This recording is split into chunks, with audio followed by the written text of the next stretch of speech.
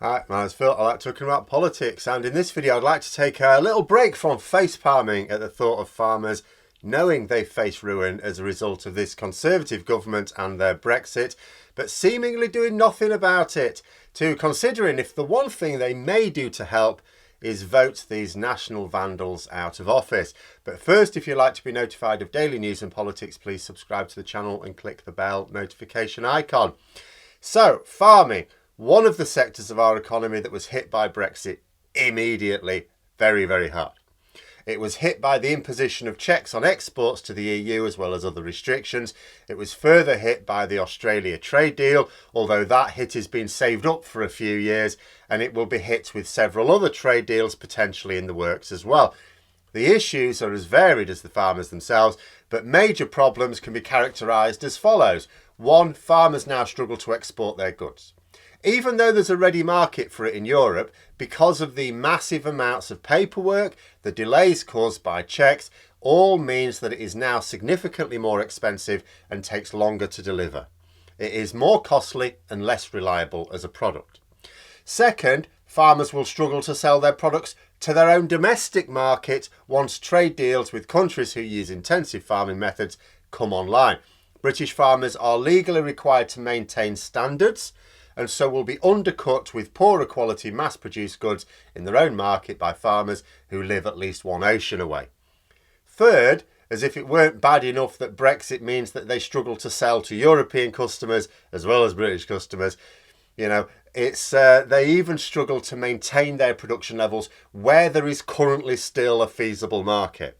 The lack of access to a range of important workers means they are having to scale back production. Any one of these factors would be a blow to farming, all three ruinous. And this is to not even mention the phasing out of subsidies and the continued lack of the promised Brexit farming plan that I've talked about in the past. And against this background, you would think farmers must be livid. I understand why some people screwed over by the Tories might not make much of a protest, because if you're part of a group that doesn't have influence within the party, you may feel that your protest will go unheeded, won't actually have any impact. But farming communities are incredibly important to the Conservatives. You show me a constituency that relies upon farming, and come general election time, I will show you a load of fields with Vote Conservative banners in them. Certainly in England and Wales, though I think the few remaining seats that the Conservatives hold in Scotland are also rural, so I'm guessing the same thing happens there. But Boris Johnson may be achieving something rather remarkable. He may actually be changing the attitude of farmers and those who rely upon their businesses. In the Farmers Weekly, there's an article from a Welsh farmer pointing out the damage that both the Conservatives and Brexit have caused their industry. They even point out that the Tories are not actually Tories anymore. Forget about this notion of, you've always been a Tory and a Tory supporter. This current Conservative Party are not Tories. Towards the end of their article, they even broached the issue of protesting. It made my heart sink a bit again. They asked if they should protest like the French. My immediate reaction is, yes, you should. Okay, the French sometimes go overboard, but certainly more like the French than the British. How about that? But then he says that the new policing bill will see them hauled off for doing so. Two things there. First, the policing bill is not yet law, so knock yourselves out. Secondly, the policing bill is intended for the purpose of using force in a them and us battle for the nation. Conservatives consider farmers to be on their side. They have to. Without being able to take farming constituencies for granted, the Conservatives could not even reliably win a majority of seats in England, let alone the whole UK. The idea that they would allow farmers to be hauled away for protesting is madness, and speaks of the political naivety that keeps making me despair when I see people facing an existential threat to their business and doing nothing when they actually have more power than most people in the country. But I'm flogging a dead horse there. Farmers have convinced themselves that robust protests are not in their interest somehow.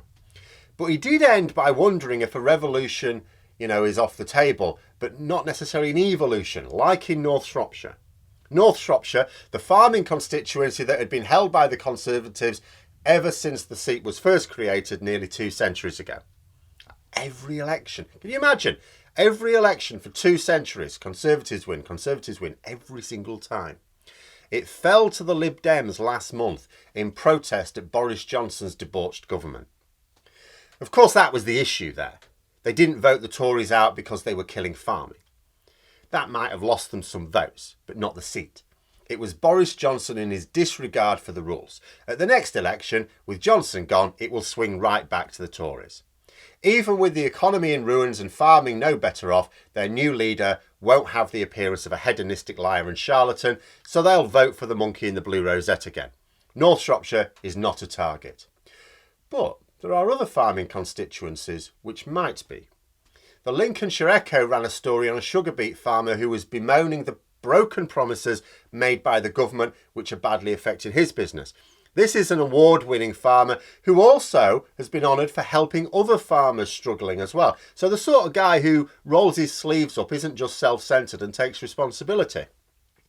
In particular, it seems that the government promised farmers like this that they would put legal protections on standards into the agriculture bill that would then feed into future trade deals. Obviously, we know that since then, this clause was not included in the agriculture bill and was signed the Australia trade deal, which you could think is almost designed to test just how stupid farmers are. After all, there's no way the Conservatives would have signed that trade deal if they thought farming communities might vote against them in the next election. Even losing large numbers of the seats that they gained in the so-called Red Wall in 2019 would see them lose power at the next election. To risk losing their agricultural heartlands as well would seem like madness to the Conservatives. So I can only conclude that they do not expect to. But you do see more anger directed against the government by farmers and farming groups. Cabinet Minister for DEFRA George Eustace said that farmers shouldn't worry about their subsidy cuts because they'll make it up with stronger farm gate prices. You what, mate? He bases this assessment on the fact that farms have been doing quite well since 2016, as if 2016 was the year of Brexit. It wasn't. In 2016 we were still in the single market, as we were in 2017, then 2018, 2019 and 2020. It's only in 2021 that we left, and that's when it's all gone to shit. Sure, some farmers struggled in 2020 due to a lack of seasonal workers caused by pandemic travel restrictions, but 2021 saw those same workers restricted by Brexit travel restrictions and other key workers gone as well. The whole food chain saw a shortage of key workers caused by Brexit. And I've seen ministers try and pull this trick before. Oh yeah, if you observe this trend from 2016, you see this sector of our economy has actually been doing rather well. You don't compare it to 2016, you turnip, you compare it to 2019, or even 2020 if you like, because the performance of some of these industries doesn't even compare favourably with when Europe was closed for business in 2020. That's how bad Brexit is. But farmers, obviously, are not going to be fooled by statements like that. They know how well their business is doing. They know whether they're able to sell their products or not. They may not protest properly. We may have to give up on that one. But that may also mean that they... actually, that might not work out too well for the Conservatives if they don't protest, thinking about it. Because after all, if you're someone who relies upon the local farms for your way of life, whatever it is, your income, whatever, and you don't see the Conservative government doing anything to help, and you won't, if you don't protest strongly enough, you won't see any help from the Conservatives, because the fact that you're not protesting means the Conservatives think you're just complying, you're chuntering away, but you're not really going to do anything, so we can carry on dumping on you. What are your options? You've got two options. You can vote for some bugger else. In these constituencies, let's be honest, it's probably going to be the Lib Dems. But you can vote for some bugger else, whoever's most likely to displace the Conservatives. Don't put up the blue banners in the fields and the villages. Stick a different one up instead. Or second, you can just chunter on and watch your farm go under because you can't get the staff, can't get the sales and can't get the government help. And with the now regular calling out of Brexit damage and Tory lies in farming journals, it may well be that these areas do undergo a bit of a quiet revolution and that some of them do change their votes come the next general election. Because getting rid of Boris Johnson may stop the antics that have outraged the public, it's not going to change their farming policies. But those are my thoughts. Let me know yours in the comments below. I hope you found the video interesting. If you did, don't forget to click the like button. And if you'd like to support the channel further, please also click the Patreon link for details. And until next time, I'll see you later.